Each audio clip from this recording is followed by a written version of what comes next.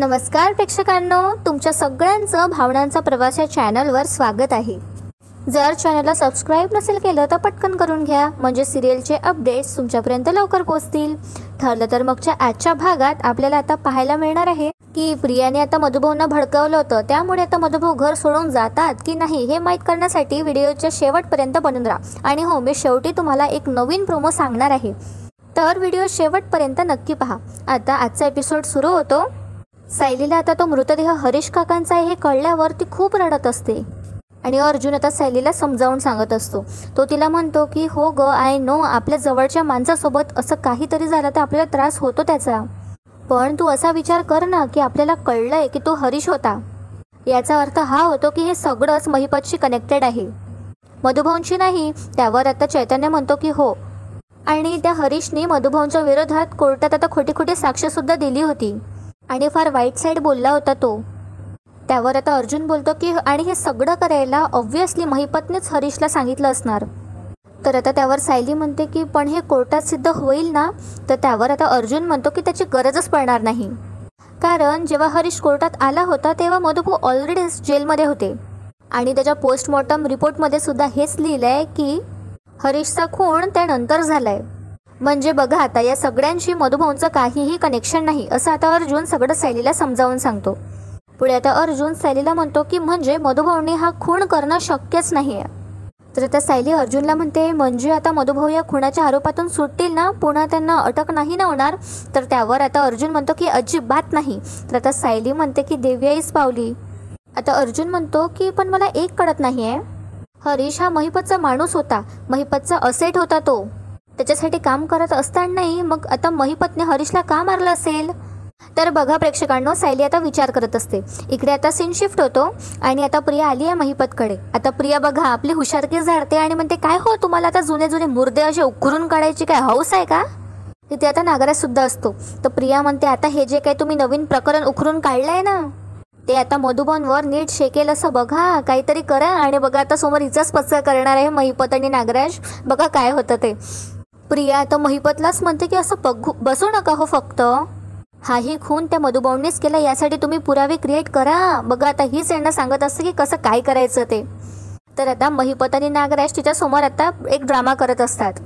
तर महिपत आता या प्रियाला म्हणतो की बरं झालं तू सांगितलं, नाही तू जे काही सांगितलं ना, खूप बरं झालं ते काही सांगितलं, ते पुरावे बिराव्याचं तर आमच्या लक्षातच आलं नसतं, बरं झालं हे पुरावे बिरावे तयार करणं तर माझ्या डोक्यातच आलं नसतं। तर आता नागराज सुद्धा मजा घेतो आणि म्हणतो हुशार आहे ही, म्हणजे काय हे खोटे पुरावे कसे तयार करायचे, केवढी भारी कल्पना आहे ना महिपत। त्यावर आता महिपत सुद्धा म्हणतो हो ना। तर आता हा नागराज प्रियाची मजा घेतो आणि म्हणतो असं होऊ शकेल का, म्हणजे असे फेक पुरावे आपल्याला तयार करता येतील, कसे करायचे? तर आता बघा ही प्रिया या दोघांना म्हणते अहो तुम्ही कमाल करता। आणि बघा आता ही यांना एक कशी आयडिया देते, ती म्हणते की आश्रमात शेजारी पाजारी जे लोक राहतात ना, त्यातून कोणाला तरी उचलायचं, त्यानंतर त्यांना असे पैसे चारायचे आणि त्यानंतर त्याला आय विटनेस म्हणून कोर्टामध्ये उभं करायचं, सोपं आहे। तर आता नागराज आणि महिपत एकमेकांना खुणवतात आणि हसत असतात। तर आता त्यावर आता महिपत म्हणतो प्रियाला नाही, मग त्या आय विटनेसनं त्या म्हाताऱ्याला कुठं खून करताना बघितलं? तर आता ही प्रिया विचार करू लागते। तर आता महिपत विचारतो नाही म्हणजे असं आत बघितलं का असं उघड्यावर बघितलं? तर आता प्रिया विचार करत असते आणि ती सांगते मधुभाऊंनी ना खून आतमध्ये केला, ठीक आहे, आणि मग बाहेर नेऊन ते पुरवलं। तर आता महिपत तिची आणखीच मजा घेत असतो आणि म्हणतो नाही मग त्यांनी खून करताना मधुभाऊंना कुठं बघितलं? कुठनं बघितलं असेल? नाही म्हणजे खिडकीतनं का, की असं ते पूर्ण बिरणं जाऊनच आश्रमाच्या मागे बागेतनं जाऊन बघितलं असणार? तर आता प्रिया ही प्रश्नातच पडते। तर त्या नागराज तिच्याकडे बघून म्हणतो की सांगेल विचार करते ती। पुढे आता नागराज तिची मजा घेतो आणि म्हणतो बोल ना। तर आता बघा ही प्रिया दोघांना म्हणते तुम्ही काय स्वतःला अर्जुन सुभेदार समजता का? मग आता हा महिपत प्रियाला जोरातच म्हणतो मग काय तू स्वतःला दामिनी देशमुख समजतेस का? आणि आता ती एकदमच घाबरते आणि आता इथे सीन शिफ्ट होतो। सायली आता विचार करत असते आणि ती आता अर्जुनला सांगते म्हणजे फार काळ ते हरीश काका महिपतच्या उपयोगाचे नसतील राहिले। तर आता चैतन्य आणि अर्जुनला प्रश्न पडतो आणि चैतन्य विचारतो म्हणजे? तर आता सायली सांगते म्हणजे जेव्हा हरीश काकांनी कोर्टामध्ये साक्ष दिली ना, तेव्हा बाहेर पडलो तेव्हा मला हरीश काका तिथे बसलेले दिसलेत आणि मग मी त्यांच्याशी बोलली, कारण मला त्यांचा खूप राग आला होता आणि मग मी त्यांना जाब विचारायला गेले की तुम्ही असं का केलं?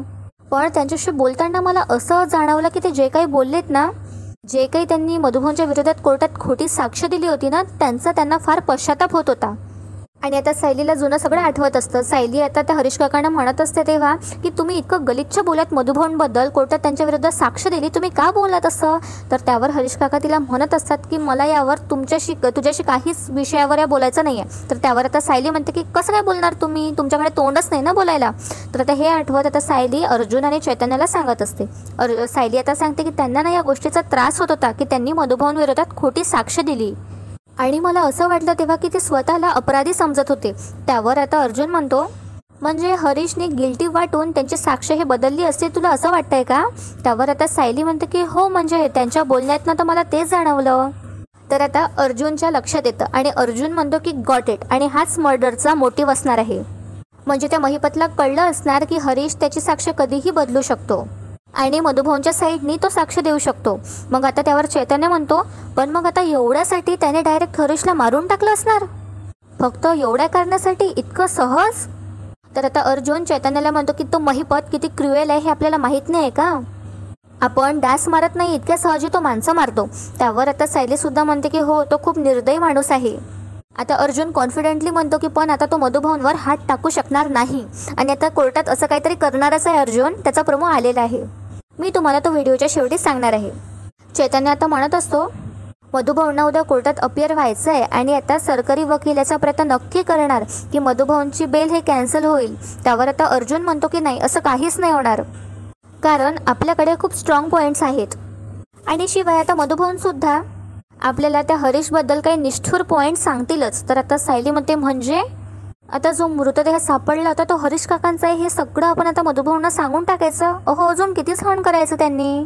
सायलीला आता मधुभाऊंची काळजी वाटत असते. तर आता अर्जुन म्हणतो की अगं सायली सॉरी, पण आपल्याला हे सगळं सांगावंच लागणार आहे त्यांना, आपल्याकडे दुसरं ऑप्शन नाही आहे. पुढे आता तो सायलीला म्हणतो की काहीही झालंय तरी आपलं ठरलं आहे ना की दामिनी आणि महिपतला नाहीच जिंकू द्यायचं आहे म्हणून. तर सायली आता हो म्हणते आणि मान डोलावते. त्यानंतर आता अर्जुन चैतन्याला म्हणतो की तू एक काम कर, उद्याच्या हिअरिंगचे पेपर्स बनव, तोपर्यंत आम्ही दोघं जाऊन मधुभाऊंशी बोलून येतो. तर आता चैतन्य म्हणतो की ठीक आहे, मी लगेच कामाला लागतो. आणि असं म्हटल्याबरोबर आता अर्जुन आणि सायली घरी जातात निघण्यासाठी.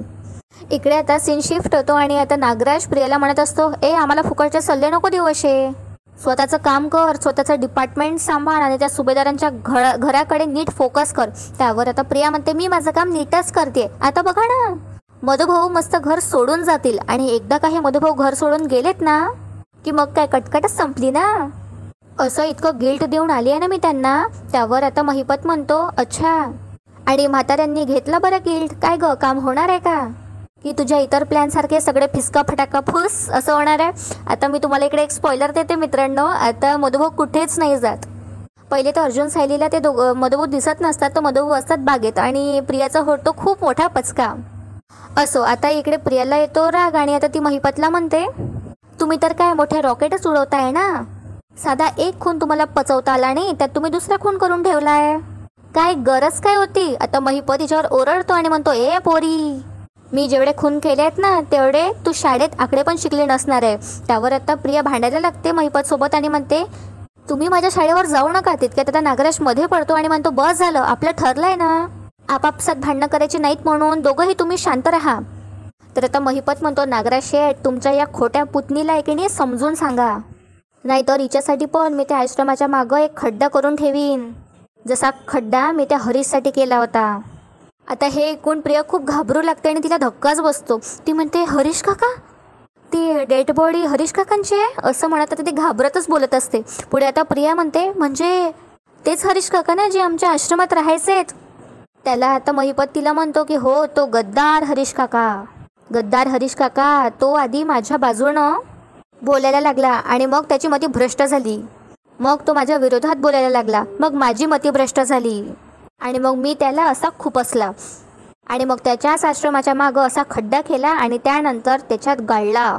आता हे ऐकून प्रिया खूप घाबरत असते आणि आता तिथे असलेला छोटा फ्लावर पडता महिपत घेतो आणि प्रियाजवळ ठेवतो आणि म्हणतो असा, त्यावर अशी कुंडी ठेवली त्यावर. आता प्रिया खूप घाबरते हे सगळं ऐकून आणि नागराज आता हसत असतो. नागराज आता प्रियाला म्हणतो आणि आता काय तू असं शिकवणार आहे का महिपतला की आता खोटे पुरावे कसे उभे करायचे ते? प्रिया, कसं आहे ना, पायरी ओळखून राहा. तर आता महिपत प्रियाला म्हणतो नाहीतर एक दिवस तुझ्यावरही मी अशी कुंडी ठेवन. आणि आता प्रिया तर खूपच घाबरते आणि एकदम अशी सोफ्याच्या कोपऱ्यावरती जाऊन बसते. इकडे आता सीन शिफ्ट होतो. अर्जुन आणि सायली घरी आले असतात आणि ते आता आवाज देत असतात, मधुभाऊ. तर आता मधुभाऊ सध्या तरी त्यांच्या खोलीत नसतात. तर आता सायली विचार करू लागते की मधुभाऊ कुठे गेले असतील. तर अर्जुन सायलीला म्हणतो की बाहेर गेले असतील का. सायली म्हणते की आपल्याला असं न सांगणं बाहेर गेले ते असं काही शक्यच नाही आहे हो. तर आता अर्जुन म्हणतो मग कुठे गेले असतील बरं. तर आता बघा सायली काळजी घेते मधुभाऊंची आणि म्हणते आपण पोलिसांना कॉल करूया का, त्यांना कळवूया का, कारण ते एकटे बाहेर गेले असतील आणि ते महिपतला कळलं तर, आणि त्या महिपतने त्यांना गाठण्याआधी आपण मधुभाऊंना शोधायला हवं. आणि जर त्या प्रियाला कळलं ना ती लगेच आता महिपतला जाऊन सांगेल, त्यापेक्षा आपणच फोन करूया ना पोलिसांना. तर आता अर्जुन म्हणतो की 1 मिनिट, अगं आधी श्वास घे. अगं बघ असं होऊ शकते, मधुभाऊंना कुसुमताईला भेटावं असं वाटलं असेल ना, म्हणून ते गेले असतील तिला भेटायला.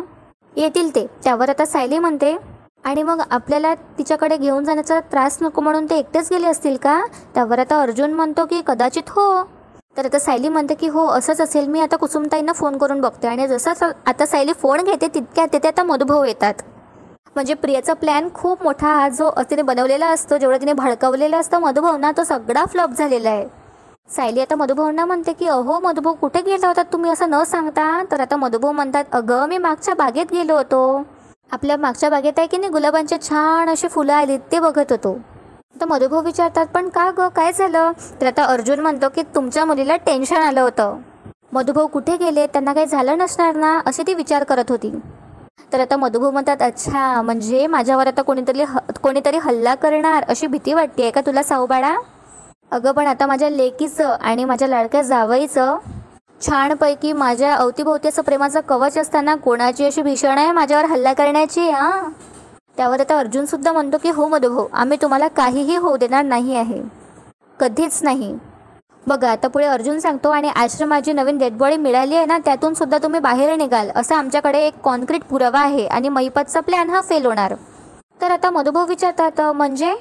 तर आता अर्जुन सांगतो की त्या खुनाच्या वेळ आहे ना ती आम्हाला कळलेली आहे आणि तेव्हा तुम्ही जेलमध्ये होतात मधुभाऊ, आणि आता त्यामुळेच हे आपोआप प्रूव्ह होणार की तुम्ही हा खून केलेलाच नाही आहे. त्यावर आता मधुभाऊ ऐकून हे आनंदी होतात आणि म्हणतात अरे वा म्हणजे देव पावला म्हणायचा, म्हणजे आत्ता आलेला ताण हा कमी झालेला असं म्हणायचा. पण आता दोघांचेही चेहरे पडलेले असतात. तर आता मधुभाऊ म्हणतात बरं आता चांगली एवढी आनंदाची बातमी देताना तुम्ही का असे पडला आहात, तुमचा चेहरा कसा पडला आहे. तर आता अर्जुन सायलीला खुणावतो आणि सगळं सांगायला लावतो. तर आता सायली सांगते मधुभाऊ एक वाईट बातमी सुद्धा आहे. तर आता मधुभाऊ विचारतात कसली. तर आता सायली मधुभाऊंचा हात धरते आणि म्हणते तुम्ही त्रास नका करून घेऊ मधुभाऊ, आपल्या आश्रमात जो मागे मृतदेह सापडला आहे ना तो मृतदेह आपल्या हरीश काकांचा होता. आता हे ऐकून मधुभाऊंना खूप मोठा धक्का बसतो आणि ते एकदम बेडवर कोसळतात. तर आता अर्जुन लगेच त्यांना पाणी आणून देतो आणि आता मधुभाऊ म्हणतात हरीशचा मृतदेह. आता त्यानंतर सायली मधुभाऊंना पाणी देते आणि त्यांना शांत करण्याचा प्रयत्न करते. तर आता मधुभाऊ खूप इमोशनल होतात आणि म्हणतात हे असं कसं झालं साऊ. नाही हे खरं आहे की त्याने माझ्या विरोधात ही साक्ष दिली होती, पण तो तसा माणूस खूप चांगला होता गं, आणि याची मला पूर्ण खात्री आहे की त्याच्यावर कोणीतरी अशी जबरदस्ती केली असावी म्हणून तो तसा वागला होता माझ्यासोबत आणि माझ्या विरोधात साक्ष दिली होती, पण मनाने खूप चांगला होता तो. त्यावर आता सायली म्हणते की हो आणि कदाचित म्हणूनच त्याने तुमच्या विरोधात जी साक्ष दिली होती ते त्यांना बदलावीशी वाटली असणार आणि नेमकं हेच महिपतला खटकलं असेल आणि म्हणूनच महिपतने असं म्हणत आता सायली थांबते. अर्जुन आता म्हणतो की मधुभाऊ मला कळते की तुम्हाला त्रास होतोय ते, पण आता हे सगळं सॉल्व्ह करण्यासाठी तुम्ही प्लीज आम्हाला मदत करा. तर आता मधुभाऊ म्हणतात की हो जावई बाप्पू हे बघा हे खरं आहे की त्यांनी माझ्या विरोधात साक्ष दिली होती, पण त्याला न्याय हा मिळायलाच हवा. त्यावर आता अर्जुन म्हणतो की हो आणि न्याय मिळेलच. आता अर्जुन विचारू लागतो मधुभाऊंना की बरं मधुभाऊ मला हे सांगा की जेव्हा खून झाला ना हरीशचा त्याच्या आधी आणि नंतर तो कुठे राहायचा आणि तो कोणाकोणाला भेटायचा आणि तो कुठे कुठे जायचा, कुठे कुठे कोणाला भेटायचा हे सांगण्यासाठी तुमच्या ओळखीची काही माणसं आहेत का, म्हणजे हरीशचे रिलेटिव्ज आणि मित्र कोणी असं तुमच्या लक्षात आहे का. आता बघा आता इथूनच अर्जुनला खूप मोठा क्लू मिळतो. तर आता मधुभाऊ पहिले आठवू लागतात की कुठे असणार म्हणून आता मधुभाऊंच्या लक्षात येतं. मधुभाऊ आता आठवून सांगतात की हो आश्रमात आहे की नाही त्याचा एक मित्र यायचा अधूनमधून. पुढे आता मधुभाऊ सांगतात की अशोक असं त्याचं नाव होतं आणि त्याचा पत्ताही आता मधुभाऊ अर्जुनला देऊन टाकतात. त्यानंतर आता अर्जुन सायलीला म्हणतो की सायली त्या अशोकला आपल्याला आजच भेटावं लागेल. आय एम व्हेरी शुअर की त्याच्याकडनं आपल्याला खूप इम्पॉर्टंट इन्फॉर्मेशन भेटू शकते आणि यांना खरंच एक खूप महत्त्वाची इन्फॉर्मेशन मिळणार आहे प्रेक्षकांना. त्यानंतर आता मधुभाऊंशी बोलल्यावर सायली आणि अर्जुन आपल्या रूममध्ये येतात. सायली आता अर्जुनकडे कौतुकाने बघत असते आणि म्हणते, तुमची हुशारी आणि देवीची साथ आपल्याला नक्की या संकटातून बाहेर काढणार आणि अशोक काका सुद्धा आपल्याला नक्कीच सापडणार.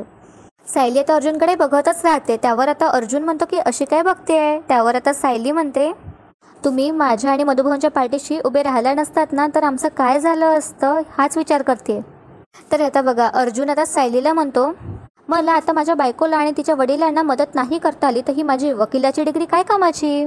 आणि सायली तू जेव्हा अशी फॉर्मली बोलतेस ना तेव्हा मला अजिबात आवडत नाही हां. त्यावर आता सायली म्हणते की नाही हो, मी खरंच मनापासून बोलते आहे सगळं. अर्जुन आता सायलीला म्हणतो की देवी यांनी हे सुद्धा काळजी घेतली की या केसमधूनच मला माझी लाईफ पार्टनर मिळावी म्हणून. पुढे आता अर्जुन सायलीला म्हणतो की आपण जर भेटलो नसतो तर काय झालं असतं तुला हे मला माहिती नाही, पण मी मात्र आयुष्यभर एकटा राहिलो असतो, कारण मी तुझ्यावर करतो तेवढं प्रेम कुणावरच करू शकलो नसतो आणि करू पण नाही शकत. त्यावर आता सायली म्हणते की तुम्ही असं बोलत राहिलात ना की मला असं ऐकावं वाटत असतं नेहमीच, पण आता आपल्याकडे तितका वेळ नाही आहे. आपल्याला आता त्या अशोक काकांना भेटायला जायचं आहे ना. त्यावर आता अर्जुन म्हणतो की ओके 5 मिनटं. आणि आता अर्जुन वळायला जातो आणि त्याचा धक्का लागतो टेबलला आणि तो आता खाली पडत असतो. तर सायली त्याला सावरून घेते आणि आता सायली विचारते, हो काय झालं, कसा काय तोल केला तुमचा. तर आता अर्जुन म्हणतो, अगं तोल गेला तर जाऊ दे, पण माझी बायको आहे ना मला सावरायला, ती मला कधीच काहीही होऊ देणार नाही, आय एम शुअर. बघा आता अर्जुन सायलीला पुढे म्हणतो की परफेक्ट रिलेशन हेच तर असतं ना, माझा तोल गेला तर तू मला सावरायचंस आणि तुझा तोल गेला तर मी तुला सावरणार. पुढे आता सायली अर्जुनला म्हणते की हो, आणि असंच आयुष्यभर एकमेकांना सावरत राहायचं. आणि त्यानंतर आजचा भाग इथेच संपतो. आता उद्याच्या भागात आपल्याला पाहायला मिळणार आहे की सायली आणि अर्जुन गेले आता अशोक काकांकडे आणि आता अर्जुन विचारत असतो की तुमची आणि त्या हरीश काकांची मैत्री होती का. त्यावर आता हा अशोक काका सांगतो की हो ना, अरे आम्ही खूप जिगरी दोस्त आहोत. तर आता अर्जुन म्हणतो की तुमची आणि त्यांची हरीश काकांची भेट कधी झाली होती. तर आता अशोक काका सांगतात की काही महिने किंवा बहुधा वर्ष झालं असणार. काय झालं, एके दिवशी मला त्याचा मेसेज आला आणि अचानक फोनसुद्धा आला की अशोक मी पनवेल सोडून चाललो आहे म्हणून. तर आता अर्जुन विचारतो म्हणजे तेव्हा जो कॉन्टॅक्ट झाला तो शेवटचा. तर आता अशोक काका म्हणतात की नाही फोन आणि मेसेज सुरू असतात ना आमचे, काय आता 2 दिवस आधी तर त्याच्याशी बोललो मी मेसेजनी. आता 2 दिवसापूर्वीच तर त्याचा मला मेसेज आला होता ना, त्याच्या नेहमीच्या नंबरवरनं त्यांनी मला केला आहे, हे काय असं म्हणत आता अशोक काका दोघांनाही ते मेसेजेस दाखवतात. आणि आता मी जे तुम्हाला म्हटलं होतं शेवटी मी तुम्हाला सांगणार आहे म्हणून 4 जूनचा स्पेशल प्रोमो आला आहे. त्यामध्ये आता अर्जुन हे सिद्ध करणार आहे की हे हरीशच्या नावाने मेसेज करणारा व्यक्ती हा महिपतचाच असतो आणि त्याला शोधून काढून आता अर्जुन कोर्टमध्ये प्रेझेंट करणार आहे. आणि त्याचमुळे आता महिपतची ही चांगली कसून चौकशी होणार आहे आणि याचीच परमिशन आता जज साहेब देतात. तुम्हाला आजचा भाग आवडला असेल तर व्हिडिओला लाईक करायला विसरू नका आणि चॅनलला नक्की सबस्क्राईब करा, म्हणजे सिरियलचे अपडेट्स तुमच्यापर्यंत लवकर पोहोचेल. भेटूया उद्या एका नवीन एपिसोडसोबत. तोपर्यंत एन्जॉय आणि धन्यवाद.